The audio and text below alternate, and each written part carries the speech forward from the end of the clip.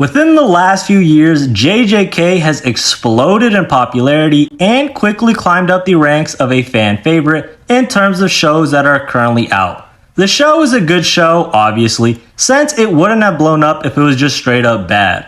But within recent months, and especially after the drop of season 2 of the anime, there has been a growing sentiment that the show is overhyped, overrated, and for some they just see it as straight up garbage that doesn't deserve the love it has received.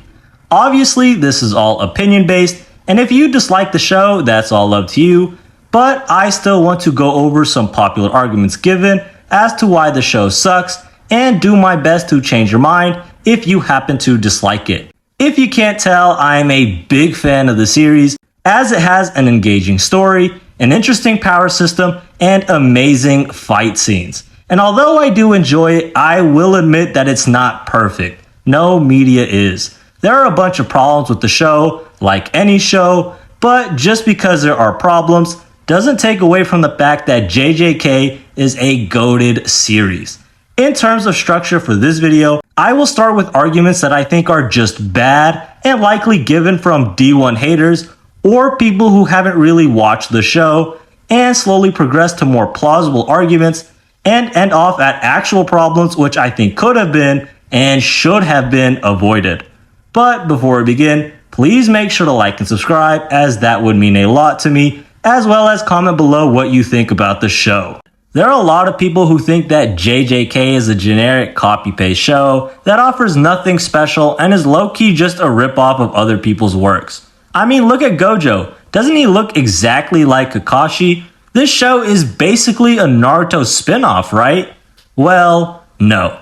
While it is true that Gege has taken inspiration from other shows, most notably Naruto and Hunter x Hunter, that doesn't mean he is just copying their homework, but changing things up a little bit. Yes, he does like to pay his homage and appreciation levied to the works he was inspired from, but he doesn't just recycle their stories. Naruto is the story of a boy who dreamed to be Hokage, Hunter x Hunter is about Gon wanting to explore the world, get stronger, have fun, and hang out with his dad, and JJK is the story about a society of sorcerers who have the goal of killing the curses which plague humanity. So there is a clear delineation within their stories with different objectives, power systems, and underlying tones.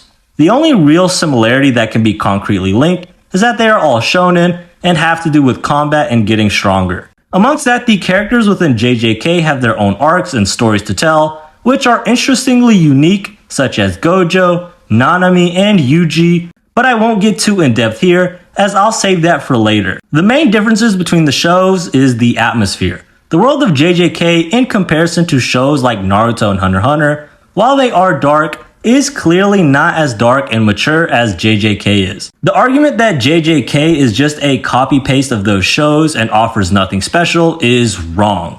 You can claim that what it does offer is boring and not to your liking, but it not being its own story with its own merit is a wrong view. The next point, which a lot of people point to when saying that JJK is trash, is that the main character, Yuji Itadori, is a trash MC.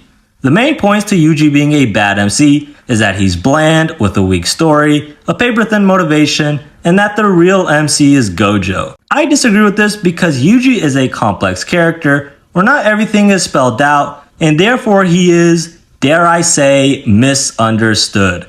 Yuji is unlike any other MC because he is not the chosen one, nor destined for greatness unlike most other MCs who are reincarnations, prophesized, or sent to Earth from space, thereby making them above all other humans. Yuji is talented, but he is not the main focus or the savior. In fact, he is more like a cog in a system or a pawn on a chessboard.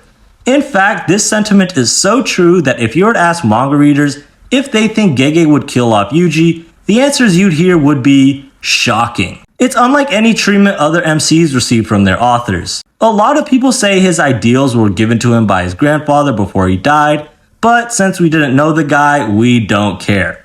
And while yes, the seed was thrown out by his grandfather, Yuji was the one who had to plant it himself, as Principal Yaga tested him on that belief, which, come to find out, Yuji didn't truly hold. In that same episode titled For Myself, he needed to find out what it meant for him, And once he did, it was something he would hold on to for the rest of the series. Now, some don't seem to understand the importance behind Yuji's character, but just as a quick simplification, Yuji's character is about persistence. Time and time again, Yuji fails in keeping up with his beliefs, and he is the cause of many people's deaths, whether it be direct or indirect. And even when Sukuna kills people when controlling his body, he takes those actions personally as if he had done it himself. And when pushed to the point of breaking in the Shibuya arc, with the help of Todo, he managed to pull himself together and persevere.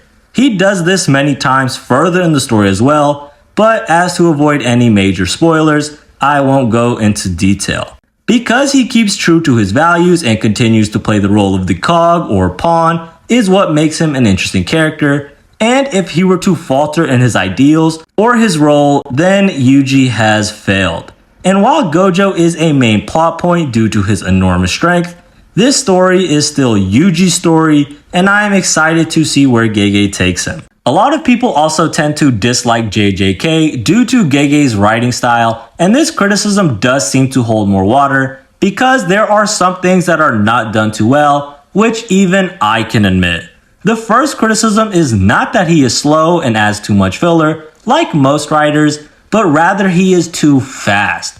His story feels rushed and not well paced. Because of this, there are a lot of plot points which don't get fleshed out. Story from side characters is glossed over so he can get the story to where he wants it to be. And worst is that the existing MCs don't have much time to breathe and allow for connecting with the audience. All these points are true and visible throughout certain parts of the story, which, if fixed, could have increased the quality of the story to heights beyond what it has already reached. However, just because this flaw is acknowledged doesn't mean it is present everywhere. The story at times is well paced, and we can build connections, enjoy the side cast, and have a fleshed out cohesive narrative. But many people take this idea and run with it, saying that there are no connections with characters that we, the audience, have connected with. Well, what about Gojo, Nanami, Toji, or hell even Nobara, who we didn't know anything about until her sudden death? The side characters aren't touched on too much, sure, but we still enjoy Panda, Todo, and Choso. And although the story can be rushed through at times because of Gege's fast pace, there is always an in-world continuity which makes sense and doesn't ruin stakes. For example, Toji coming back to life was awesome, but because he came back to life temporarily, doesn't mean we have a Dragon Ball scenario where death doesn't matter. So yes, Gege does have some writing issues, and it's unclear whether that's just how he writes or if he wants to wrap up the story sooner rather than later. And while the story would benefit from a change in these flaws, doesn't mean that the existence of these flaws in itself make the story trash. The last one is, in my opinion, the strongest point, but weirdly enough, not the most popular point against JJK. But to be fair, this isn't really a JJK-centric thing, but rather something that happens within these types of series, which is very annoying. And to preface this, I understand that there's a cultural difference between Japan and America, and things we in America find disturbing or dislike doesn't follow in their culture. But being that I am an American with my American bias, it goes to say that JJK does include some very weird and very disturbing topics, especially for a show like this.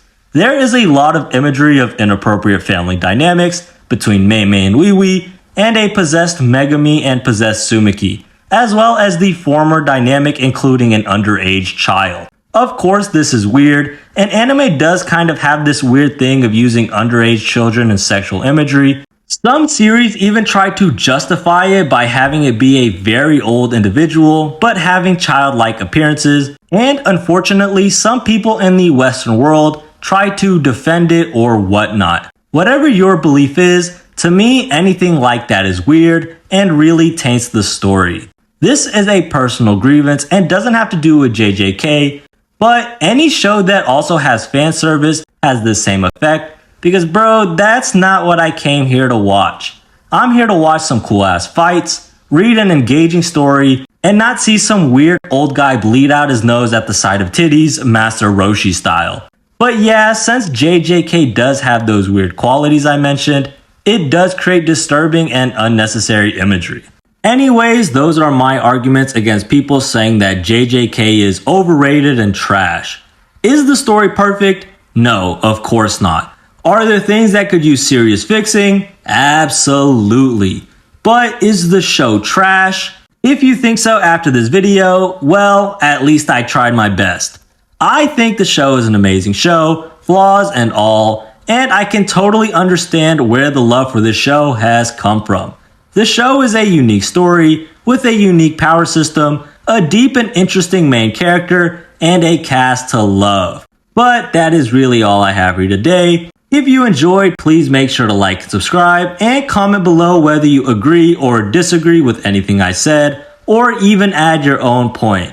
And with all that out the way, I hope you all have a great day, and peace out.